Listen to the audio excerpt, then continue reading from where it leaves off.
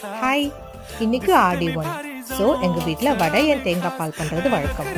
First வடைக்கு உளுந்து 2 hours ஊற வச்சுக்கலாம். ஊறின உளுந்து, வரமிளகா, உப்பு, பெருங்காயம் எல்லாம் சேர்த்து மிக்சியில் நைஸாக அரைச்சி வச்சுக்கலாம்.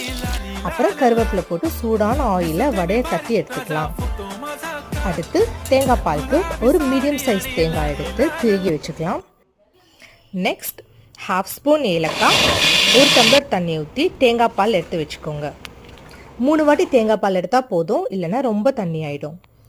அப்புறம் ஒரு ஏனத்தில் கொஞ்சோண்டு தண்ணி ஊற்றி 2 டம்ளர் வெல்லம் போட்டு கரைச்சி வச்சுக்கோங்க. 1 ஸ்பூன் கோதுமை மாவு கொஞ்சோண்டு தண்ணி ஊற்றி தனியாக எடுத்து வச்சுக்கலாம். நெக்ஸ்ட் வடிகட்டின வெல்லத்தை போட்டு கரைச்சி வச்ச கோதுமை மாவையும் போட்டு தேங்காய் பாலை நல்லா சூடு பண்ணிக்கோங்க. சைடில் முந்திரி நெய்யில் வறுத்து அது மேலே போட்டு கலரிட்டே வந்தீங்கன்னா கொஞ்சம் திக்காகும். இதுதான் தேங்காய் பால். தேங்க்ஸ் ஃபார் வாட்சிங்.